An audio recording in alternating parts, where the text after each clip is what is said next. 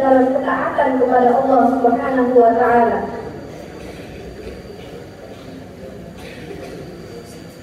Pagi hari ini tepat di tanggal 28 Oktober yang lalu tahun 1928 telah diadakan Kongres Pemuda II. Maka hasilnya adalah Sumpah Pemuda. Ali bin Abi Thalib berkata, "Dhahaba syababu fama lahu min audah, wa atal mashibu fa aina minhul mahrab." Dhahaba syababu, masa muda telah hilang. Fama lahu min audah, maka tidak ada jalan kembali. Wa atal mashibu, datanglah ketika itu masa tua. Ketika masa muda telah pergi, maka tidak ada jalan kembali. Maka wa'atal mashibu, datanglah masa tua. Fa'aina minhul mahrab, bagaimana bisa menemukan jalan keluar?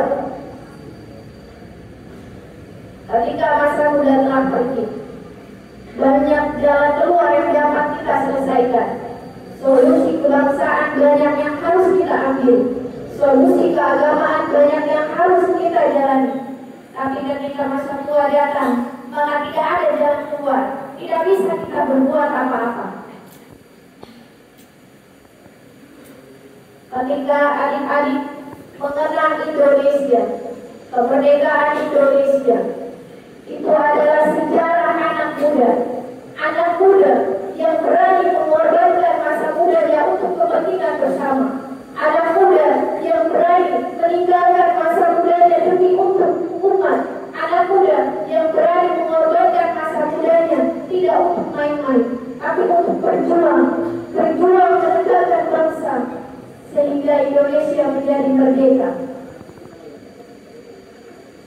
Henry Ford mengatakan, seseorang yang berhenti belajar adalah orang yang lanjut usia, meskipun umurnya masih remaja. Sementara seseorang yang tidak pernah berhenti belajar akan selamanya menjadi muda. Adik-adik, selagi kalian masih muda, apalagi potensinya masih besar, masih bisa berjuang dengan semaksimal tenaga, mari kita korbankan masa muda kita, bukan untuk senang-senang, tapi untuk kepentingan bersama dan untuk terus belajar, untuk meningkatkan potensi kita agar ke depan Indonesia, umat Islam lebih maju lagi.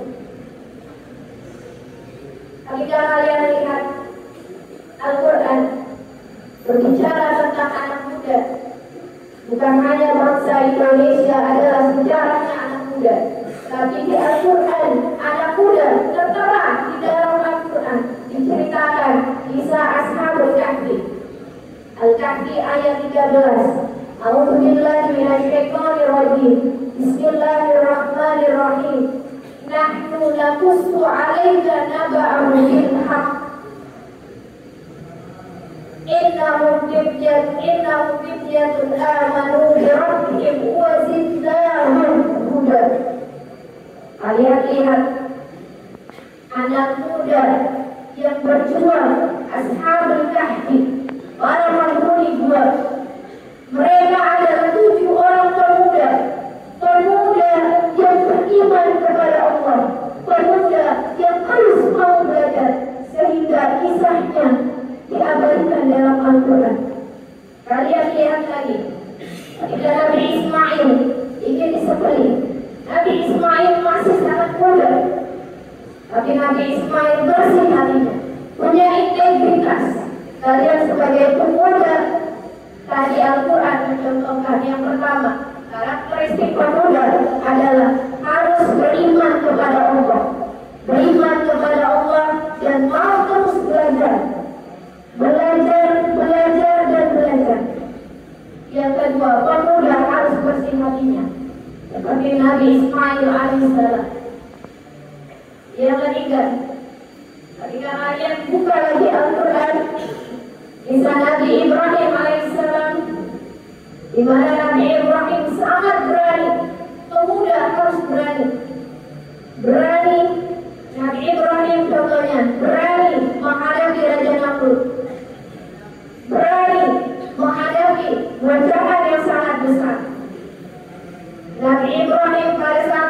masih sangat muda. Kalian juga sama, santriwan santriwati. Ini adalah masa muda kalian. Ambillah kesempatan bagian dari sejarah, paling tidak sejarah dalam keluarga kalian. Ambil bagian, ambil heroisme di bidang kalian masing-masing. Ambil pahlawanan di bidang kalian masing-masing. Dan kalau sudah tua, maka itu hanyalah sekedar harapan saja. Yang bisa mewujudkan adalah anak muda. Ketika kalian lihat lagi Nabi Musa, rasa ingin tahunya yang besar, yang kisahnya diabadikan bersama gurunya yaitu Nabi Khidir alaihissalam. Kalian lihat lagi anak muda yaitu Nabi Yunus alaihissalam, yang sangat mandiri, terus bisa memotivasi diri.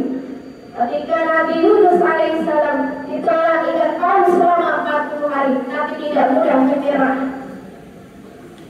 Itulah karakteristik pemuda yang harus ada di zaman sekarang. Kemerdekaan Indonesia tidak lepas dari pemuda. Kalian ingat lagi, Rasulullah pernah bersabda, tidak ada naungan nanti di hari kiamat kecuali naungan Allah.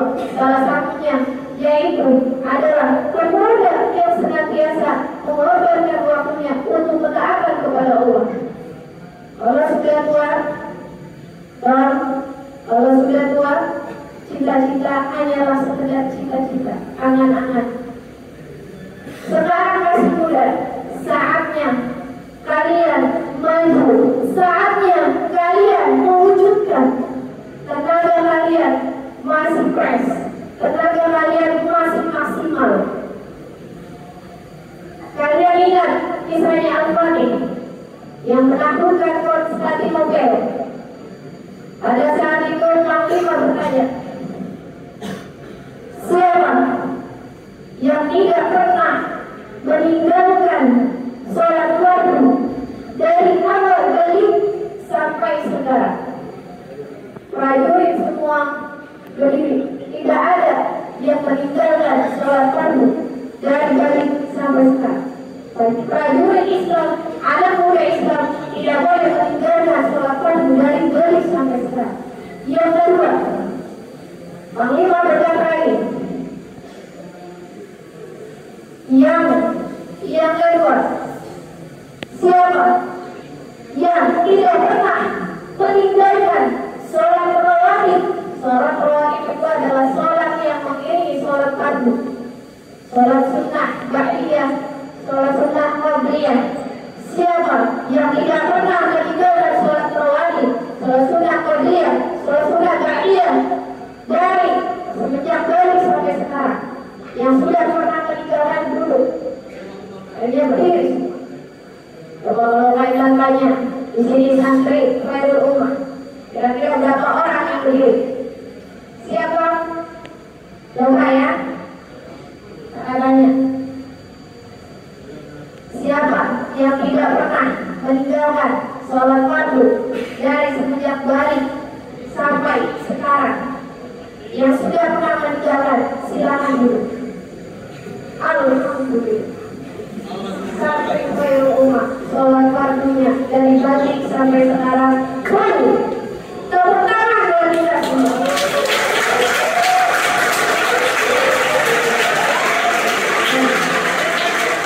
Saat yang kedua, Panglima berkata lagi, siapa yang tidak pernah meninggalkan sholat rawatib ba'diyah dan qabliyah dari sejak balik sampai sekarang? Yang sudah pernah duduk. Masya Allah, sampai ke rumah sholat rawatibnya ba'diyah qabliyah.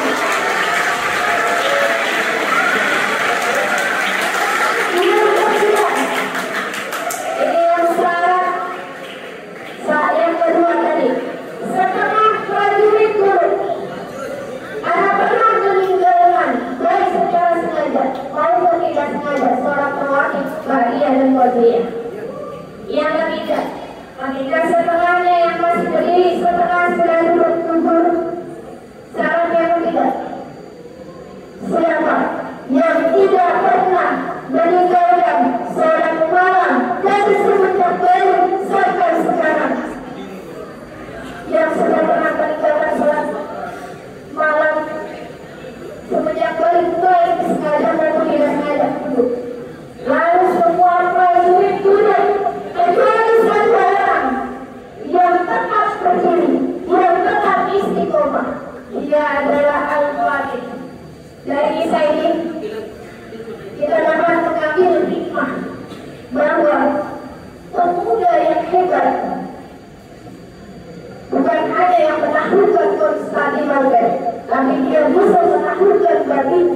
menaklukkan hatinya, menaklukkan segala-galanya hanya untuk karena Allah Subhanahu wa Ta'ala. Jadilah santriwan, santriwati pemuda yang hebat dari segi jasmani dan juga yang hebat dari segi rohani. Karena ketika kalian naik hanya di dunia, maka akan ditutup, akan ada akhirnya. Jika kalian naik beres antara dunia dan akhirat, maka itulah yang abadi. Ingatlah, satu-satunya cara untuk meramalkan masa depan adalah dengan menciptakannya. Siapa?